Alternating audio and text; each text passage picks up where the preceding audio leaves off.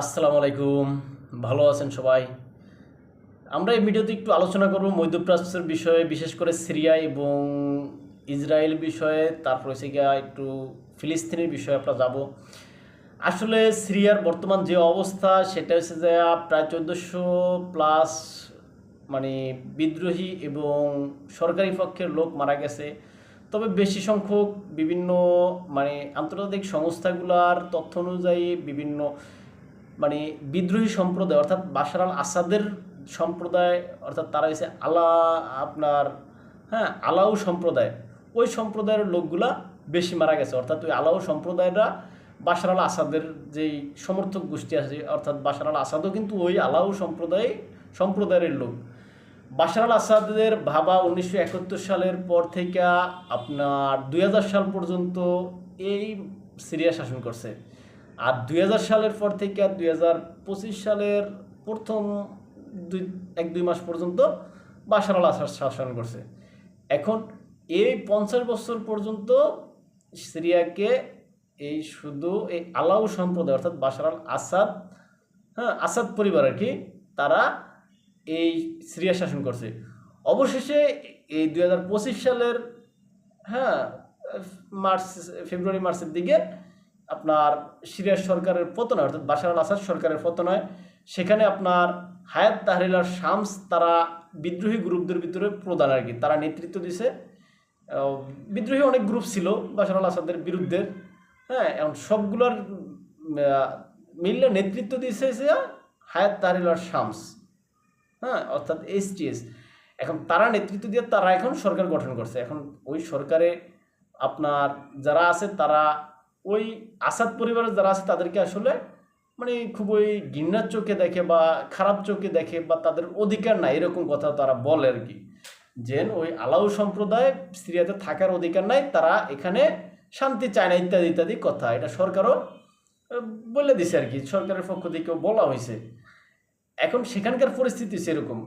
আর এদিকে ইরান সম্পর্কে আসলে ইরানের সাথে যুক্তরাষ্ট্রের একটা ভালো একটা পেঁচ বাজার সম্ভাবনা আছে, যেটা আসলে যুক্তরাষ্ট্র যে আলোচনার প্রস্তাব দিয়েছিল ওই আলোচনার প্রস্তাব আসলে ইরান প্রত্যাখ্যান করছে। ইরানের প্রেসিডেন্ট এবং ইরানের সর্বোচ্চ ধর্মীয় নেতা সবাই প্রত্যাখ্যান করছে।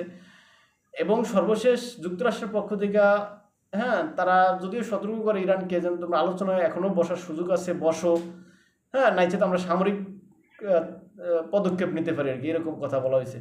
এখন তারা আসলে কতটুকু সামরিক পদক্ষেপ নেয় সেটা আসলে বলা যায় না, তবে ইরানের সাথে একটা ভালো ঝামেলা বাজার সম্ভাবনা আছে।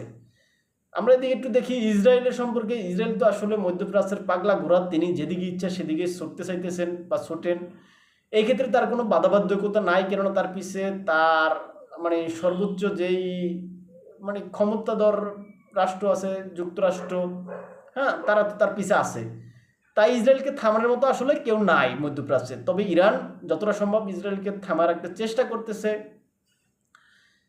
আর এই চেষ্টা করতে যায় ইরান হয়তো বিভিন্ন দেশে বিভিন্ন তার প্রক্সি সংগঠনগুলো তৈরি করে রাখছে, যেমন লেবাননে হিজবুল্লাহ, তারপর হচ্ছে গিয়া এখানে আপনার ফিলিস্তিনে যেন হামাসকে সহযোগিতা করে সেখানেও তার ধরে রাখতে চাইতেছে।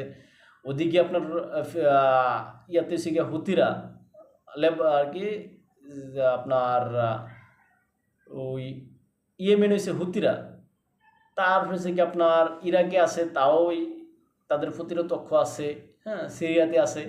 এইভাবে ইরান যুক্তরাষ্ট্রের আর কি আপনার ইসরায়েলের সাথে মোকাবেলা করে। আর ইসরায়েল আসলে যুক্তরাষ্ট্রের সহায়তা যে কোনো জায়গায় যেভাবে হামলা করে, এই হামলা করে আপনার লেবাননে, এই সিরিয়াতে, এই হঠাৎ করে শুনি যেন আপনার পার্শ্ববর্তী অন্য একটা রাষ্ট্রে এই ইরানের ভিতরে হামলা করে, এইভাবে চলতেছে। অর্থাৎ তাকে থামার মতো কেউ নাই, সে তার নিজের ইচ্ছা মতো যেমনি ইচ্ছা হামলা করতেছে। এখন এই ক্ষেত্রে হয়তো কোনো এক সময় দেখবেন তুরস্কেও হয়তো এরকম সে হামলা করে ফেলাইছে। এখন হামলার ক্ষেত্রে তুরস্কের ক্ষেত্রে যদিও ভাবতে হবে, কেননা তুরস্ক একত হচ্ছে ন্যাটো সদস্য, দ্বিতীয়ত হচ্ছে তুরস্ক বর্তমানে নিজে যে সমস্ত অস্ত্রশস্ত্র তৈরি করতেছে সে অন্যের অস্ত্রের উপর নির্ভরশীল না, অল্প নির্ভরশীল, কি নিজের মতো কি নিজের দাঁড়ানোর মতো কিছু সে তৈরি করতে পারতেছে। তাই তুরস্কের সাথে হয়তো একটু হিসাব কিতাব করেই কোনো কিছু করতে চাইবে ইসরায়েল। আর এই ইসরায়েল আসলে মধ্যপ্রাচ্যের শান্তির বিনষ্ট করে, তারা যে কোনোভাবেই যে কোনো করে যুদ্ধ ভাব লাগায় আপনার লাগায় রাখে। কেননা এক্ষেত্রে ইসরায়েলের লাভ, কেননা কোনো দেশের যুদ্ধ ভাব থাকলে বা কোনো দেশের ভিতরে বিশৃঙ্খলা ভাব থাকলে তারা রাষ্ট্র গঠনের ক্ষেত্রে কোনো গুরুত্বপূর্ণ ভূমিকা পালন করতে পারে না, তারা নিজেদের অভ্যন্তরীণ সমস্যা নিয়ে ব্যস্ত থাকে। তাই এই সুযোগগুলো ইসরায়েল নেয়, ইসরায়েল নিয়ে তাদের নিজের অর্থনৈতিক মানে নিজের সামরিক শক্তিগুলো বৃদ্ধি করে এবং পরবর্তী সময় সুযোগ বুঝে দুর্বল কোনো রাষ্ট্রের উপরে হামলা চালায় দেয়। তাই দুর্বল রাষ্ট্ররা ইসরায়েলের প্রতি আবার হামলা করার উল্টা সাহসটা পায় না। ব্যতিক্রম ইরান, হয়তো ইরান কেননা ওই যে আপনার operation true promise 1, true promise 2, true promise 3 এই সমস্ত আপনার কিছু হামলা করে। এখন সর্বশেষ মানে কি ট্রু প্রমিস 3 করার সম্ভাবনা আছে, যেটাতে বলা হইতেছে যে ইসরায়েল নিচ্ছিন্ন হয়ে যাবে এরকম। যাক, যেটা যদিও এটা হুমকি দামকির বিষয়, বাস্তবতা কতটুকু সেটা আসলে জানা যায় না। কেননা ইসরায়েলের কাছেও পারমাণবিক অস্ত্র আছে যেটা তারা প্রকাশ করে না, ইরানের কাছেও আছে, ইরানও প্রকাশ করে না। এই ছিল সেখানকার অবস্থা। আর এদিকে গাজা ভূখণ্ডের যে সমস্ত বাসিন্দাগণ আছেন তাদেরকে আসলে ট্রাম্প অন্য জায়গায় সরিয়ে নিতে চাইতেছেন। এখন যদিও তাদের প্ল্যান ওই সমস্ত গাজার বাসিন্দাদেরকে আফ্রিকা দেশে পাঠানোর প্ল্যান রয়েছে, এখন সে কতটুকু এখানে সফল হয় সেটা আসলে জানা যায় না। কেননা ট্রাম্প বললই যে আরব বিশ্ব মাইনে নিব, বিষয়টা এরকম না। তাই আরব বিশ্ব নিজেদের মতো করে একটা প্ল্যান বা পরিকল্পনা হাজির করছে ট্রাম্পের যে প্রস্তাব আছে প্রস্তাবের বিপক্ষে। ট্রাম্প কি ওই পরিকল্পনাটাকে আসলে মান্য নেন কিনা সেটাই আসলে দেখার বিষয়।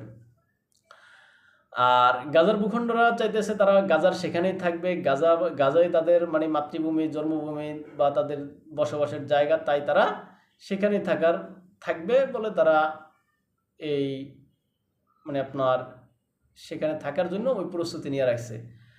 যাই হোক, সর্বশেষ কি হয়, তাদেরকে কি আসলে সেখান থেকে সরায় তাড়িয়ে দেওয়া হবে না সেখানে রাখা হবে, এই বিষয়ে এখনও কোনো সিদ্ধান্ত হয়নি। তবে আরব বিশ্বের যে প্রস্তাব আছে প্রস্তাব অনুযায়ী তো আসলে যুক্তরাষ্ট্র কাজ করে কিনা সন্দেহ। কেননা যে প্রস্তাব আরব বিশ্ব বা মিশরের পক্ষ থেকে যে প্রস্তাব দেওয়া হয়েছে ওই প্রস্তাব আসলে যুক্তরাষ্ট্র মেনে নেওয়ার কথা, কেননা ওইটা যুক্তরাষ্ট্রের স্বার্থের প্রস্তাবই। কেননা ডোনাল্ড ট্রাম্পের সম্পর্কে আমরা সবাই জানি, আরেকটা ভিডিওতে আমরা আলোচনা করছি, ডোনাল্ড ট্রাম্প যদি কোনো জায়গায় 1 কাপ কফি খাইতে চায় সেক্ষেত্রে সে টোটাল কফির দোকানটায় আবদার করে বসে থাকে। এবং সর্বশেষ তার নিয়ম এসে যাবেন কফি শপ চাইলে, টোটাল কফি শপ চাইলে আমার তো হয়তো 2-4 প্যাকেট কফি এমনি দিবে, মানে সেখান থেকে আমি নিতে পারবো। আবার 2-4 প্যাকেট যদি তার লাগে সে চাইবো টোটাল মানে দোকানে যতগুলো কফি আছে সবগুলা, মানে যা লাগবে এর 6 গুণ 14 গুণ বেশি চাইবো। এখন গাজার ক্ষেত্রে হয়তো তাই ট্রাম্প হয়তো চাইতেছে সেখানে যাতে হামাস মানে সেখানে নেতৃত্ব না দেখ বা সেখানে সরকার পরিচালনা না করুক, হয়তো এই জন্য তিনি এই চাপ মানে মোকাবেলা করার জন্য তিনি সরাসরি বলছেন যে গাজার বাসিন্দারা এখানে থাকতে পারবে না, মানে চাল কোন দিকে খেলতে চাইতেছে। যা যে যেদিকে চাল চালক, সর্বশেষ হামাস কিন্তু এখনও মানে দুর্বল হয়ে যায় নাই। হামাসের অঙ্গভঙ্গি দেখলেও বোঝা যায় যে হামাস এখনও যে কোনো যুদ্ধ করার জন্য প্রস্তুত। হামাস বরঞ্চ ইসরায়েল যুদ্ধ করতে এখন চায় না মনে হয়, কেননা ইসরায়েলের সৈন্যরা মানে অনেক মানে মানসিকভাবে বিকারগ্রস্ত হয়ে যেতেছে, মানে তারা এখন আর সাহস করতেছে না যুদ্ধ ভাব খেলতে। কিন্তু হামাস সগর্বে আগে যেতেছে। এদিকে যে মিশরের যে প্রস্তাব আনছে সেখানে যদিও তারা হামাসকে গাজার দখলবার বা গাজার পরিচালনার ভার দিতে চায় না, সেখানে তারা ওই ফিলিস্তিনি প্রেসিডেন্ট মাহমুদ আব্বাসের যে সরকার আছে তারা এই গাজা ভূখণ্ডে পরিচালনা করবে বলে এই সিদ্ধান্তে আসছে আর কি। এখন কি হামাস এই প্রস্তাব মানে কিনা না হামাস নিজের মতো করে এখানে শাসন কার্য পরিচালনা করে সেটি দেখার বিষয়। আর হুতিরা এতদিন পর্যন্ত হামাসের সাথে একাত্মতা পোষণ করে মানে সকল হামলা বন্ধ রাখছিল, কিন্তু যুদ্ধবিরতি প্রস্তাবের দ্বিতীয় ধাপ যেহেতু ইসরায়েল আলোচনা করে না সেহেতু তারা আবার হুমকি দিছে, অর্থাৎ ওই হুতিদের যে প্রধান আর কি তিনি আপনার হুমকি দিছে যেন ওই প্রস্তাব যদি না মানে বা শর্তগুলো না মানে সেই ক্ষেত্রে তারা আবার সেখানে অভিযান পরিচালনা করবে বা হামলা করবে, এরকম আর কি কথা বলছে আর কি। আর যাক সেখানে কি হয় সেটাই দেখার বিষয়। গাজার যে সমস্ত বাসিন্দা আছে তারা সেখানে থাকুক, হামাস তাদের নেতৃত্ব দেখ, এটাই। কেননা মাহমুদ আব্বাস প্রশাসন গাজার ভার নিলে সেক্ষেত্রে পশ্চিমাদের মানে পছন্দের সরকারই হবে, কেননা পশ্চিমারা মাহমুদ আব্বাসের সাথে খুব ভালো সম্পর্ক। তাই মাহমুদ আব্বাস সরকার ইসরায়েলের বিপক্ষেও কোনো কথা বলে না, এই জন্যই এই তাই আজকের আলোচনা এখানে রেখে এদিকে একটু আপনার যাক আলোচনা এখানে শেষ করলাম। ভালো থাকবেন সবাই। আসসালামু আলাইকুম।